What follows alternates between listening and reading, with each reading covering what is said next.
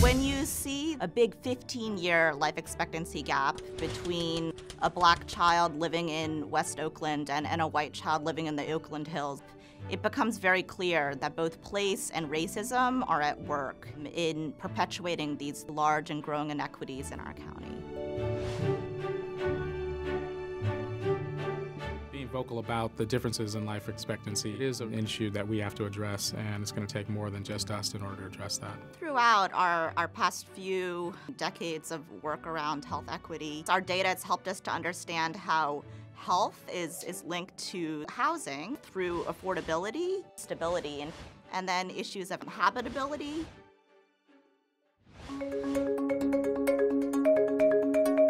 We partnered with CJJC to go out in the hardest hit communities in East and West Oakland.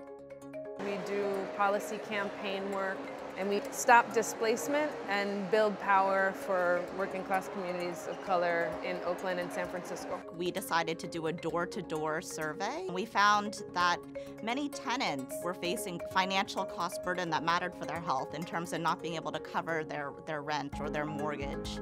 And people were also being pushed out into unhealthy living conditions or even homelessness. At the state and local level, we were able to get legislation passed that helped to address and mitigate the health impacts of foreclosure. It was really a partnership between our expertise around data and analysis and looking at policies and their expertise around housing policies and working with residents who are directly impacted by housing. We want this ordinance passed now! Right now! We're fighting to pass a tenant protection ordinance to stop the displacement of tenants from Oakland.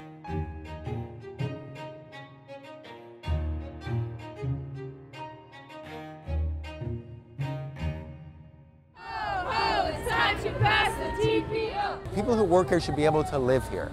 And so having protections for tenants and building more affordable housing for different income levels is really crucial. If there aren't protections in place for low-income residents who often are living in those areas, rents start to go up. Like 40% of African Americans in Oakland proportionally have moved out. The tech workers also driving up demand for housing. Our partner Just Cause and also a coalition of groups called the Tenant Justice Coalition helped to pass a rent reform in Oakland earlier this year.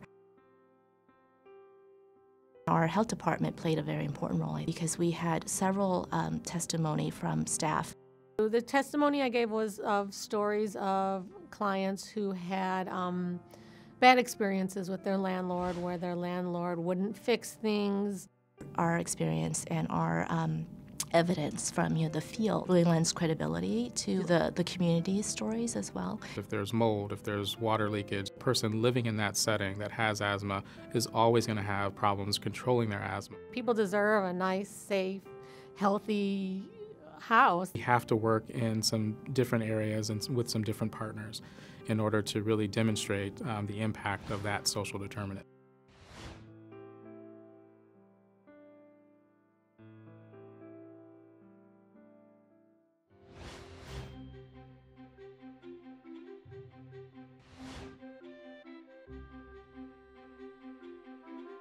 We kept seeing, some of the same clients having an ER visit related to their asthma. It was really that there was a missing link, and we had the expertise to figure out what that was. We are a home visiting program. We try to make sure that the home is safe and free of asthma triggers. How's our girl doing? Amy's here. So last time we were here, we were talking about trying to avoid the mold. Windowsills. So no mold in here. No. Excellent. The child had been to the hospital newly diagnosed. My daughter will actually be the first in my entire family to have asthma.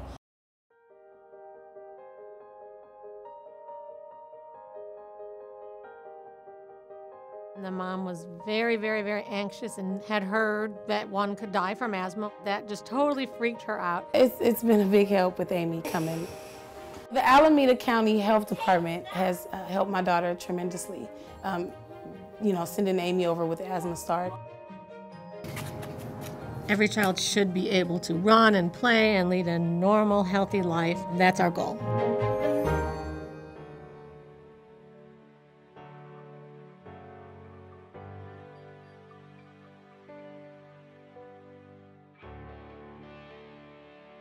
It takes time, it takes persistence. We were a department that is, like everyone else, focusing in on those well-known public health practices, and over the course of time, we've changed. So if we can do it, anybody can.